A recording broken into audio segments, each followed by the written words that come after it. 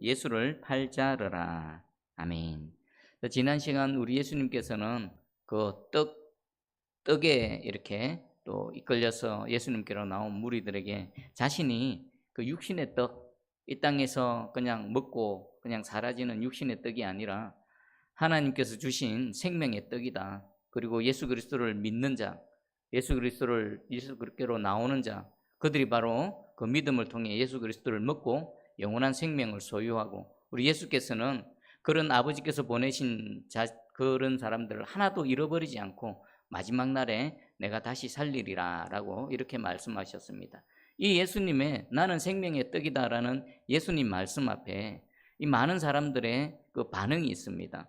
오늘 41절부터 71절까지 긴 내용인데, 긴 절수입니다. 여기 보면 먼저는 유대인들의 반응이 있습니다. 그리고 또 한 걸음 더 나아가서 이 말씀을 들은 예수님의 제자들의 반응이 있습니다. 자, 이 진리의 말씀 앞에서 인간들은 어떤 반응을 보이는지, 그리고 원인은 무엇인지, 그리고 그 반응에 따른 결과는 어떻게 되는지 한번 살펴보겠습니다.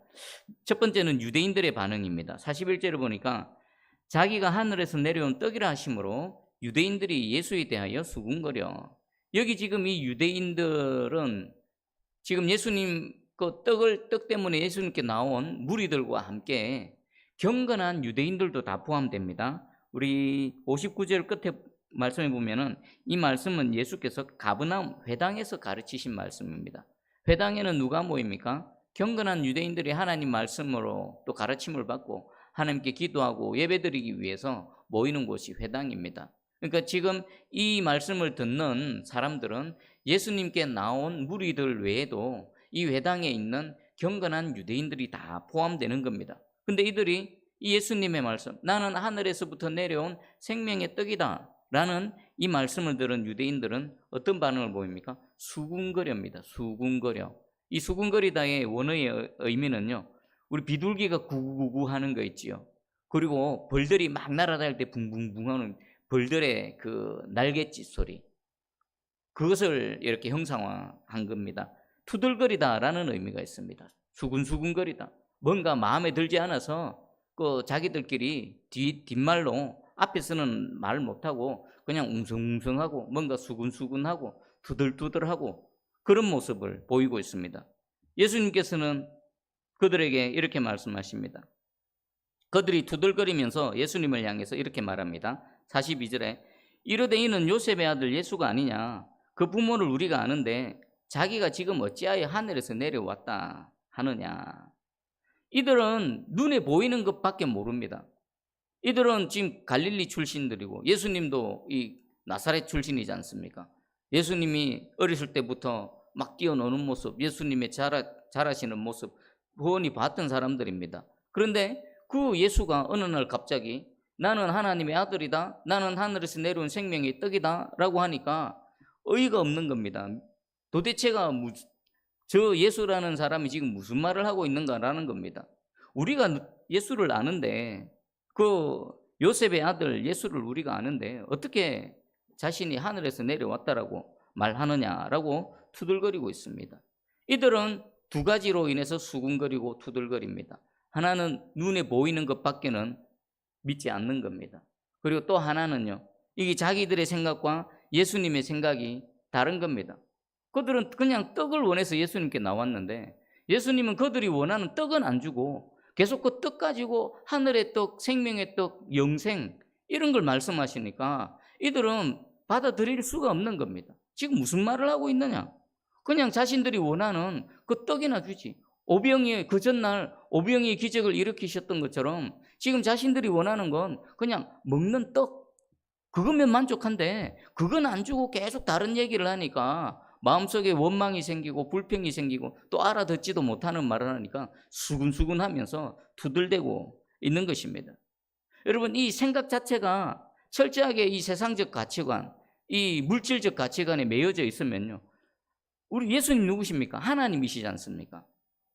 창조주시고 하나님의 본체 되신 예수 그리스도께서 직접 오셔서 말씀을 하시고 가르쳐 주셔도 깨달아 알지를 못합니다. 듣지를 못합니다. 무슨 말씀을 하시는지 이해를 못합니다. 오히려 이 딱딱한 말씀, 진리에 더 가까이 가면 가까이 갈수록 하나님의 말씀은 딱딱해집니다. 이 딱딱한 말씀을 제대로 소화해내지 못하고 오히려 그 예수님을 향해서 불평하고 있습니다. 자, 여기에 대해서 예수님은요 43절 44절입니다. 예수께서 대답하여 이르시되 너희는 서로 수군거리지 말라. 나를 보내신 아버지께서 이끌지 아니하시면 아무도 내게 올 수 없으니 오는 그를 내가 마지막 날에 다시 살리리라. 수군거리지 말라라고 하면서 아버지께서 보내시지 않으면 나에게 올 자가 없다. 이 말은 무슨 말씀입니까? 아주 심각한 경고의 말씀입니다. 진리의 말씀이 선포되어질 때 그것을 받아들이지 않고 지금 구원자 되시는 생명의 떡 대신 예수 그리스도를 거절하고 있는 너희는 결국 뭡니까? 아버지께서 보내신 자들이 아니다라는 말이 되는 겁니다. 너희는 생명과 상관이 없다. 하나님 아버지와 상관이 없다. 라고 지금 예수님은 경고의 말씀을 하고 있는 거죠. 그러면서 한 번 더 정리해 주십니다. 한 번 더 알아듣도록 한 번 더 기회를 주시는 게 48절에서 51절입니다. 내가 곧 생명의 떡이니라. 너희 조상들은 광야에서 만나를 먹어서도 죽었거니와 이는 하늘에서 내려오는 떡이니 사람으로 하여금 먹고 죽지 아니하게 하는 것이니라. 나는 하늘에서 내려온 살아있는 떡이니 사람이 이 떡을 먹으면 영생하리라. 내가 줄 떡은 곧 세상의 생명을 위한 내 살이니라 하시니라. 다시 한 번 더 말씀하십니다. 여러분, 하늘에서 내려오신 이 예수 그리스도 생명의 떡 대신 예수 그리스도를 먹는 방법은 뭡니까? 딱 하나밖에 없습니다. 예수님 믿는 겁니다. 이분이 진짜 생명의 떡이구나, 이분이 하나님의 아들이시구나, 우리의 구원자시구나 라는 것을 믿는 그 사람이 생명의 떡을 먹는 것이고요, 그리고 그 생명의 떡을 먹을 때 영생을 소유하게 되어지는 것입니다. 그리고 예수님은 뒤로 물러서지를 않으십니다. 우리 인간들은 서로 대화를 하다가 내 주장이 먹혀들지 않으면요 입을 닫아버립니다. 돌아서 버립니다. 근데 예수님은요 이들이 지금 못 알아듣고 이해하지 못하고 오히려 반감을 갖고 거부감을 갖고 있음에도 불구하고 한 걸음 더 나가십니다. 우리 53절하고 54절을 한번 읽어볼까요? 53절 54절 시작.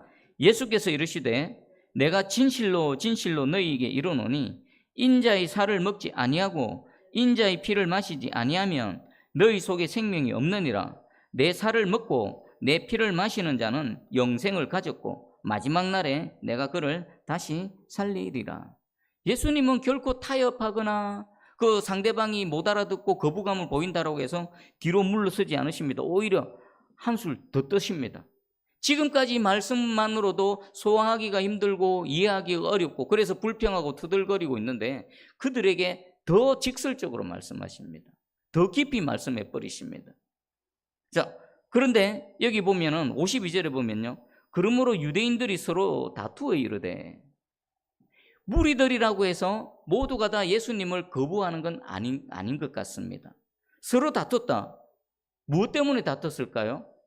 이 무리들 중에, 이 유대인들 중에서 두 부류로 나눠졌겠죠. 이 다투다는 건요 아주 격렬하게 논쟁을 하다는 겁니다. 무엇 때문에 논쟁했겠습니까? 예수님의 이 말씀, 나는 하늘에서 내려온 생명의 떡이다, 이 떡을 먹는 자는 영생을 소유하게 되고 마지막 날에 내가 다시 살리리라는 예수님의 말씀을 듣고 깨닫고 믿었던 무리들 있는가 하면, 이 처음부터 깨닫지 못하고 예수님 말씀하시면 하실수록 오히려 더 어렵고 더 거부감을 느껴서 예수님을 거부해버리는 무리, 이 두 무리가 자기들끼리 막 논쟁을 벌이는 겁니다. 격렬하게 지금 다투고 있는 겁니다. 무리들 중에서도 다 예수님을 거부한 것은 아니다. 이 무리들 중에서도 예수님의 말씀을 듣고 이해하고 믿는 무리가 있는가 하면 끝까지 예수님을 거부하는 자들이 있다는 것입니다. 자, 그러면 이번엔 두 번째는 제자들의 반응을 한번 볼까요? 60절 보니까요, 제자 중 여럿이 듣고 말하되 이 말씀은 어렵도다. 누가 들을 수 있느냐 한데, 생명의 떡이다까지는 됩니다. 그런데 예수님이 무리들을 향해서 나를 먹지 않으면, 내 살을 먹지 않고 내 피를 마시지 아니하면 아무도 영생을 소유하지 못한다 라는 이 말씀에 이들은 야, 이 말씀 너무 어렵다. 그리고 이 제자 중 여럿, 이 제자 중 여럿은 누굴까요? 우리가 아는 예수님의 제자는요, 예수님께서 직접 택하신 12 제자들이 있습니다. 그런데 오늘 성경을 보니까요, 그 12명의 제자 외에도 예수님의 제자로 따랐던 많은 무리들이 있는 줄 압니다. 이 제자들은요, 지금 60절의 제자들은 예수님을 따라왔던 무리들하고는 시작부터 다릅니다. 무리들은 어떻습니까? 그저 자신들이 필요로 하는 것, 자신이 원하는 것, 그것을 얻기 위해서, 그 문제 해결받기 위해서 예수님을 따라다닌 거고요. 제자들은요, 시작이 다르지. 어떻습니까? 목적이 다르고 동기가 다릅니다. 비록 예수님께서 택하신 12명의 제자만큼은 아니지만 그들 역시나 진리 대신 예수 그리스도를 쫓기를 원했습니다.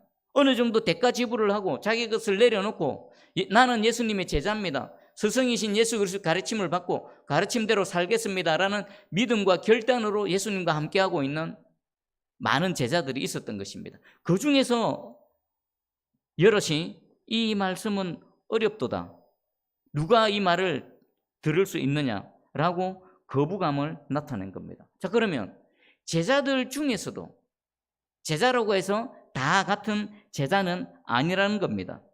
제자들 중에서도 예수님의 말씀을 듣고 믿고 또 따르는 자들이 있는가 하면 이 진리로 가까이 가면 갈수록, 예수님께로 가까이 가면 갈수록 더 딱딱하고 소화하기 어려운 말씀을 듣고는 그들이 거부감을 느끼는 겁니다. 그래서 예수님이 61절에 말씀하십니다. 예수께서 스스로 제자들이 이 말씀에 대하여 수군거리는 줄 아시고 이르시되 이 말이 너희에게 걸림이 되느냐. 걸림돌이 되느냐. 이 원어의 뜻은요, 노하게 하다, 진노하게 하다, 썩나게 하다, 붕괴시키다. 직역하면 이런 말입니다. 이것이 지금 내가 한 이 말이 너희를 노하게 하느냐, 너희를 썩나게 하느냐, 너희를 넘어지게 하느냐라고 예수님이 질문하십니다. 여러분, 이 진리의 말씀 앞에 두 반응이 있죠. 하나님의 말씀이 선명하게 선포되어질 때에 그 말씀 앞에 마음의 중심으로 회개하고 돌이키는 자들이 있습니다. 또 하나는요, 그 진리의 말씀 앞에 화를 냅니다. 성을 냅니다. 분노하는 자들이 있습니다. 여러분, 오순절날 베드로가 설교를 했습니다. 그 오순절날 베드로의 설교를 들었던 많은 회중들, 그 무리들은 어떻게 했습니까? 형제들아, 우리가 어찌할꼬? 그들은 마음의 중심으로 회개하고 주께로 돌이켰습니다. 그런데 스데반 집사가 설교를 했을 때는 어떤 일이 일어났습니까? 그들의 양심을 찌르는 선명한 하나님의 말씀 앞에 모든 군중들이 아주 폭도가 되어졌습니다. 스데반 집사를 향해서 화를 내고 분노를 터뜨리며 돌로 스데반 집사를 그냥 돌로 쳐 죽여버렸습니다. 두 반응이 있습니다. 지금 예수님의 말씀 앞에 제자들 중에서도 두 반응으로 나타납니다. 하나는 듣고 믿고 또 따르는 자들, 하나는 제자였었는데 예수님의 그 말씀에 걸림이 되어져서 속에서 화가 납니다. 도대체가 이해를 할 수가 없습니다. 그래서 예수님을 향해서 분노하는 자들이 있습니다. 그럼 누가 참 제자이고 누가 무늬만 제자입니까? 그리고 예수님은 왜 이런 일이 일어날 줄 아시죠? 아시면서 왜 이런 말씀을 계속 스탑하지 않으시고 그들이 거부감을 느끼는 것을 분명히 보고 계심에도 불구하고 계속해서 더 나가버리실까요? 그 말씀 자체가 갈라내는 겁니다. 내가 예수님의 제자입니다, 내가 예수님을 따르기를 원합니다, 내가 이런 대가를 지불하고 예수님 지금까지 따라왔습니다라고 하지만 그 중에 진짜 제자가 있고 가짜 제자가 있는 것입니다. 예수님의 말씀 자체가 그들을 갈라내버리는 겁니다. 이사야 55장 8절입니다. 이는 내 생각이 너희의 생각과 다르며 내 길은 너희의 길과 다름이니라. 여호와의 말씀이니라. 이 제자들 역시나 자신의 생각과 예수님의 생각과 다를 때에 그 예수님을 거부해버립니다. 그들이 이해할 수 없습니다. 예수님이 지금 하시는 말씀을 받아들일 수도 없고 이해하기도 어렵습니다. 그래서 거부감을 보이고요, 예수님을 향해서 분노하고 있습니다. 여러분 한번 생각해 보십시오. 내 생각과 똑같은, 하나님의 생각이 똑같다. 하나님이 내가 이해할 수만 있는 하나님입니다. 그러면 그분이, 그 존재가 하나님이 될 수 있을까요? 하나님의 생각이 내 생각과 항상 같습니다. 그리고 하나님이 말씀하시고 하나님이 이 존재를 볼 때에 내가 이해할 수 있는 범위 내에서의 하나님이다. 그분은 하나님일 수가 없습니다. 그래서 이사야 선지자가 말한 겁니다. 이는 내 생각이 너희 생각과 다르며 내 길은 너희 길과 다르다. 하나님은 우리가 이런저런 표현을 하고 성경에서 우리에게 가르쳐 주시지만 우리는 성경에서 가르쳐 주시는 것만큼도 다 모르지 않습니까? 근데 하나님이 성경에 기록된 것만큼의 하나님일까요? 더 크시고 더 위대하시고 우리가 도저히 이해할 수 없는 예측 불가, 우리가 상상 불가 그런 하나님이십니다. 근데 이들은요, 그 예수님을 자기 생각과 다르다라고 해서 그 말씀이 자신의 생각과 이해할 수 없다라고 해서 예수님을 향해 거절해버리고 분노하고 있는 겁니다. 이전에 제가 말씀드렸지만 첫 사역지에서 우리 담임 목사님과 제자 훈련을 받는 중에 그 제자 훈련에 한 예화가 있었습니다. 한 스승이 제자를 뽑을 때에 그 위대한 스승의 명성을 듣고 많은 사람들이 찾아옵니다. 그들을 이제 골라내야 되지 않습니까? 그 스승이 수많은 사람들에게 제자가 되기 위해서 찾아온 사람들에게 이렇게 요청을 합니다. 채소를 딱 하나씩 줍니다. 그리고는 밭에 채소를 심는데 거꾸로 심으라. 거꾸로 심으라. 그리고 아무런 설명도 하지 않습니다. 그러면요, 두 부류로 나뉩니다. 한 부류는 아니 이 채소를 갖다가 거꾸로 심으면 어떡하냐. 뿌리부터 땅에 심어야 이게 잘 자라나고 열매도 맺고 잘 자라나지 라고 하면서 스승의 명령하고는 상관없이 자기 생각대로 채소를 똑바로 심는 사람이 있습니다. 또 어떤 사람은요, 그럼에도 불구하고 스승이 말한 대로 그것을 거꾸로 심는 사람이 있습니다. 그리고 그 심고 난 이후에 이 스승은 제자들을 택합니다. 누구를 택했을까요? 채소를 똑바로 심은 사람들은 집에 가랍니다. 채소를 거꾸로 집은 사람만 자신의 제자로 받아들입니다. 이 스승이 원하는 건 뭘까요? 왜 그러면 채소를 똑바로 심은 사람은 왜 똑바로 심었을까요? 저 선생님이 뭔가 착각했는가 보다. 지금 뭔가 제대로 지금 오해하고 있으신가 보다. 채소를 어떻게 거꾸로 심어? 나는 똑바로 심어야지. 그랬겠죠. 그러면 거꾸로 심은 사람은 어떨까요? 그들은 뭐가 모자라서 그랬을까요? 아닙니다. 이해할 수 없지만 왜 그렇게 말씀하시는지 나는 알 수는 없지만 분명히 스승님이 그렇게 말씀하신 것에는 이유가 있을 것이다. 일단 순종하자. 그러면서 거꾸로 스승이 말씀하신 대로 명령하신 대로 거꾸로 심는 겁니다. 스승이 원하는 건 뭡니까? 농사 잘 짓는 농부, 농사 잘 지어서 열매 맺게 하는 농부, 그것을 원하는 게 아닙니다. 자기가 가르치는 말씀, 자신이 가르치는 그 가르침에 절대적으로 순종하는 참 제자를 원했던 것입니다. 예수님이 지금 그런 겁니다. 그리고 우리 예수님도 마찬가지입니다. 우리 인간편에서는 뭐 탁월하고 능력 있고 뭐 대단하고 이런 것 가지고 평가합니다. 그런데 우리 하나님은 우리를 보실 때 뭘 보실까요? 그런 거 원하지 않습니다. 그저 하나님께서 말씀하시면 그것이 자기 생각과 맞든 다르든, 그리고 그 하나님의 말씀이 자신이 이해할 수 있든 없든 받아들일 수 있든 아니면 이해 못하고 왜 그러실까라고 의문이 생길지라도 그 하나님을 신뢰하는 겁니다. 그 하나님의 하나님 되심을 인정하는 겁니다. 순종하는 자, 그런 자들을 예수님은 원하시고요, 그런 자들이 진짜 예수님의 제자가 될 수 있는 것입니다. 여러분, 참 예수님의 제자가 되기를 주의 이름으로 축복합니다. 그럼 예수님을 이해하지 못하고 또 받아들이지 못했던 많은 제자였던 사람, 자칭 제자들이었죠. 나는 예수님의 제자다라고 자칭 자부했던, 말했던 그들 중에 많은 사람들은 어떻게 했을까요? 66절입니다. 그때부터 그의 제자 중에서 많은 사람이 떠나가고 다시 그와 함께 다니지 아니하더라. 그때부터 그 제자 중에서 많은 사람들이 예수님을 떠나가 버렸습니다. 어떻게 떠나갔을까요? 한번 떠나가는 모습을 떠올려 보십시오. 아무 미련 없이 뒤도 안 돌아보고 획 하고 가버렸습니다. 그리고 다시는 예수님을 찾지도 예수님과 함께 하지도 않았다는 것입니다. 이들을 예수님을 등지고 떠나버린 것은 뭡니까? 지금 예수님이 그들 앞에서 나는 생명의 떡이다, 나에게 오는 자, 나를 믿는 자 그 생명의 떡을 먹고 영생을 소유할 것이다, 마지막 날에 내가 그들을 살릴 것이다, 분명히 말씀하셨는데 예수님을 등지고 가버렸습니다. 그럼 뭡니까? 생명의 떡을 차버린 겁니다. 생명의 떡을 거절해버린 겁니다. 이들의 마지막 날은 어떻게 될까요? 다시 살리는 이 예수님 생명의 떡의 은혜를 입지 못하는 거죠. 그들은 그냥 그 길로 영원한 멸망의 길로 가버린 겁니다. 자, 그 모습을 보시고 우리 예수님은 남아있는 제자들, 특별히 12제자에게 지금 67절 보니까요, 예수께서 12제자에게 이르시되 너희도 가려느냐?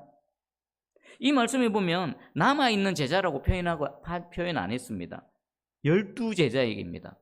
그러면 수많은 제자라고 했던 12제자와 함께 나도 예수님의 제자입니다라고 예수님 따라다녔던 대부분의 제자들은 12제자 외에는 어떻습니까? 다 떠나갔다라고 우리는 추측할 수 있습니다. 100%까지는 말할 수 없지만 지금 12제자에게 예수님이 너희도 가려느냐라고 질문하신 것을 보면요, 대부분의 사람들이 예수님을 버리고 떠나가 버린 겁니다. 그리고 너희도 가려느냐의 이 원문의 뉘앙스는 이런 겁니다. 너희까지 가버리기를 원하는 것은 아니지. 그렇지. 여러분, 그 장면, 예수님 말씀하시는 너희도 가려는 것은 아니지, 너희도 나를 두고 떠나려는 것은 아니지, 이 말씀하시는 예수님의 마음 한번 헤아려 보십시오. 다 떠나갑니다. 진리가 선포되면 선포되어질수록 진리 앞에서 오히려 진리가 걸림돌이 되어져서 예수님을 떠나가 버립니다. 그동안 예수님 스승으로 삼고 예수님의 제자입니다라고 했던 많은 사람들이 12제자 외에는 거의 대부분 다 떠나가 버리셨습니다. 그리고 남아있는 12제자들을 향해서 너희는 나를 두고 가려는 것은 아니지. 그렇지. 어떻게 보면 참 서글픕니다. 예수님의 사역은 참 초라하기 짝이 없습니다. 하나님이신 그분이 그 놀라운 권세와 능력으로 사역을 했는데 결국 예수님 곁에 남아있는 자들은 예수님께서 직접 택하셨던 12제자 외에는 그렇게 많지 않다는 겁니다. 자, 이때에 시몬 베드로가 당당하게 났습니다. 68절, 우리 중요한 말씀이니까 68절 한번 같이 읽어봅니다. 자, 시작. 시몬 베드로가 대답하되 주여, 영생의 말씀이 주께 있사오니 우리가 누구에게로 가오리까? 아멘.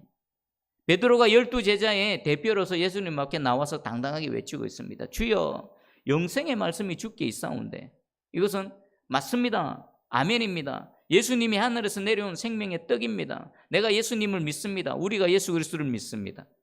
영생의 말씀이 여기 있사오니 우리가 어디로 가겠습니까? 라고 지금 말하고 있습니다. 무리들 중에서도 두 부류로 나뉘었던 것처럼 예수님 측근에 있었던 제자들 중에서도 두 부류로 나뉘고 있습니다. 여러분, 무리들이 예수님을 떠난 이유는 뭡니까?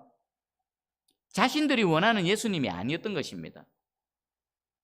멀리서 보니까 자신이 원하는 것을 얻을 수 있을 것 같았습니다. 그런데 가까이 가서 그 가르침을 들어보니까, 그 예수님의 실체를 보니까 자기가 원하는 예수님의 모습이 아닌 겁니다. 그리고 옆에 있어봤자 자기가 원하는 떡, 그거 얻을 가능성이 없는 겁니다. 그러니까 돌아서서 욕을 하고 떠나가 버린 겁니다. 그리고 제자들은 어떻습니까? 자신들의 생각과 다릅니다. 그리고 뭔가 이해하기 어렵고 받아들이기 어렵습니다. 그래서 마음속으로 화를 내고 떠나가 버립니다. 이유가 어찌 되어졌던 이런 이유는 저런 이유는 예수님을 버리고 떠나가 버리면 결국 어떻게 됩니까? 그들은 생명의 떡을 못 먹는 겁니다. 그리고 그들의 마지막은 영생은 없는 겁니다. 여러분, 이 땅에 예수님께로 왔다가 또 심지어는 내가 예수님의 제자가 되겠습니다라고 결단하고 헌신했던 사람들 중에서 얼마나 많은 사람들이 예수님을 떠나버렸을까요? 자기가 원하는 예수님이 아니다, 자기가 이해할 수 없는 말씀, 자기가 받아들이기 어려운 그 말씀 앞에 걸림이 되어져서 넘어져서 예수님을 떠나가 버린 그런 사람들이 얼마나 많겠습니까? 결국 무엇에 의해서 갈라집니까? 진리의 말씀 앞에 어떤 태도와 어떤 자세를 가지고 있는가에 따라서 이 두 부류는 나눠져 버리는 겁니다. 무리 중에서도 마찬가지고 제자들 중에서도 마찬가지입니다. 오늘날은 어떨까요? 또 앞으로는 어떨까요? 똑같습니다. 똑같습니다.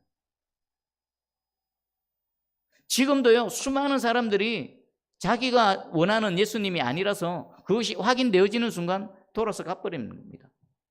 진리의 말씀이 더 깊이 들어가면 더 깊이 들어갈수록 처음에는 그냥 이런 말씀이에요. 사도 바울이 말했던 내가 너희를 젖으로만 먹였다. 딱딱한 음식으로 먹이지 않았다. 근데 예수께로 가까이 가고 또 진리를 알면 알수록 예수님의 말씀은 더 딱딱합니다. 처음에는 사랑의 주님, 용서하시는 주님, 그런데 점점점 거룩하신 주님, 공의의 하나님, 걸림이 되어버립니다. 넘어져 버립니다. 그리고 하나님 떠나가 버립니다. 우리가 경각심을 갖게 될 때 더 조심하고 더 예민하게 이 우리의 영이 깨어 있어야 될 때는 어떨 때일까요? 오늘 이 말씀을 통해서 보면요, 내 생각과 하나님의 뜻이 다를 때, 그때 우리는 정신을 바짝 차려야 됩니다. 하나님 말씀 중에 내가 생각하고 있는 것과 하나님 말씀과 뜻이 같다, 그러면 괜찮습니다. 그런데 내가 내 생각과 하나님 뜻이 충돌을 일으킨다, 그때 우리는 어떻게 될까? 바짝 긴장해야 되는 거야. 조심해야 될 때다. 그리고 또 하나가 있습니다. 내 뜻이 이루어지지 않고 내가 기도하고 간구하고 내 뜻이 이루어지지 않고 상황은 점점점 어려워져 가고 뭔가 내 인생이 어그러져 가고 눈물이 있고 이럴 때, 예수님은 내가 기도하면 들으시고 응답하시고 나를 구원해 주셔야 그래야 되는데 예수님이 침묵하고 계시는 겁니다. 하나님이 침묵하고 계시는 겁니다. 상황은 점점 더 어려워져 갈 그때에 많은 사람들은 예수님을 향해 돌을 던지고 욕을 하고 떠나갔습니다. 그러면 우리는 어떨까요? 그때 더 조심해야 되는 겁니다. 그때 긴장해야 되는 겁니다. 어떻게 해야 될까? 그때는요, 기로에 서 있거든요. 내 생각과 하나님의 뜻이 다를 때 우리는 기로에 서게 됩니다. 그리고 내가 기도하고 간구했던 그 일들이 이루어지지 않을 때, 오히려 더 어려워질 때 우리는 기로에 섭니다. 계속 예수님을 따를 것인가? 내 뜻을 이루지 않는 예수님을 버리고 돌아서 버릴 것인가? 그리고 또 하나가 있습니다. 하나님의 말씀이 어렵습니다. 이해하기가 어렵습니다. 또 내 마음으로 받아들이기가 어렵습니다. 그때 또 긴장해야 됩니다. 이 세 가지 때 여러분 신앙생활 하시면서 하나님 말씀 앞에서 아마 문득문득 이런 경우를 접하시게 될 겁니다. 그때 우리는 어떻게 될까요? 이때가 그때구나. 바짝 긴장해야 되는구나. 내가 예수님 떠나면 안 되는구나. 오히려 예수님을 더 붙잡아야 되는구나. 더 예수님께로 나아가야 되는구나 라는 것입니다. 여러분, 예수님께서 오늘 우리에게도 질문하십니다. 너희도 가려느냐? 너희도 나를 두고 가려는 것은, 떠나려는 것은 아니지? 그렇지? 이 예수님의 음성이 여러분에게 들려지기 바랍니다. 그때 베드로가 말했죠. 영생의 말씀이 여기 있는데 우리가 누구에게로 가겠습니까? 이 말은 어떤 의미일까요? 예수님밖에 없다라는 겁니다. 주님밖에 없다라는 겁니다. 여러분 진짜 여러분 자신을 돌아보고, 여러분 예수님, 우리 주님 말고 뭐 갈 데 있습니까? 예수님 외에 갈 데 없는 인생이 진짜 복된 인생입니다. 예수님 외에 마음 둘 곳 없는 인생이 진짜 복된 인생입니다. 근데 세상에는 사람의 마음 뺏는 게 얼마나 많습니까? 화려해 보이는 거, 물질, 권력, 성공, 부귀, 쾌락, 얼마나 좋게 보이고 내 마음을 빼앗는 것이 많습니까? 근데 그거 다 소용이 없는 겁니다. 진짜 복된 인생은요, 이 세상에서 비록 다 망하고 사람들이 보기에는 실패한 것 같고 절망이고 저렇게 어떻게 사나라고 하지만 그 마음의 중심에 예수 외에는 없는 사람, 예수님 외에는, 예수님 밖에는 없는 사람, 이 사람이 진짜 복된 인생입니다. 바로 베드로와 남아있는 12제자가 바로 여기에 해당되지요. 예수님을 떠나가는 수많은 사람들이 있지만 그래도 예수밖에 없는 인생은요, 끝까지 예수님 곁에 붙어 있습니다. 그리고 마지막 이 생명의 떡을 계속 먹다가 마지막 날에 다시 살리는 은혜를 입게 되는 겁니다. 여러분, 오늘 이 말씀을 통해 너희도 가려느냐라는 예수님의 질문에 여러분 스스로 답해 보십시오. 예수님, 저 갈 데 없습니다. 제가 가면 어디 갑니까? 내가 죽어도 예수님 안에서 죽고요, 내가 살아도 예수님 안에 살 겁니다. 나는 어디도 예수님 외에는 갈 데 없습니다. 예수님밖에 없습니다. 그런 고백하는 이 시간 되기를 주의 이름으로 축복합니다.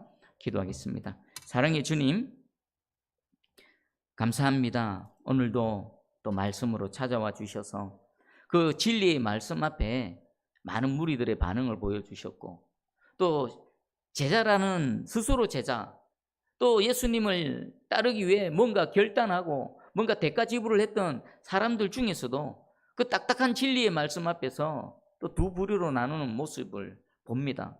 무엇에 의해 갈라집니까? 하나님의 말씀 앞에서의 태도와 자세입니다. 그리고 그 마음의 중심에 예수밖에 없는 사람들만 남습니다. 예수 외에 붙들 게 있고 의지할 것이 있고 바라는 게 있는 사람들은 결국 그것에 의해서 다 떨어져 나갑니다. 그러나 예수님께 남아있는 자들은 주밖에 없는 자들입니다. 주여, 우리 이 시간 고백합니다. 제가, 머릿속에 기도하는 우리가 주님밖에 없습니다. 이 땅에 육신을 입고 살아가지만, 많은 사람들과 함께 같이 살아가지만 우리는 진정 주밖에 없습니다. 주님, 우리를 외면하시면 갈 곳도 없고 버려진 고아 같은 그런 인생들입니다. 불쌍히 여겨주시고, 영생의 말씀이 여기 있사오니 우리가 어디로 가리까? 누구에게로 가리까? 이 우리의 고백을 기뻐 받아주시고, 오늘 이 밤에 우리 한 사람 한 사람 만져주시고 안아주시고 위로해 주시고, 이 능력의 말씀으로 우리를 일으켜 주시옵소서.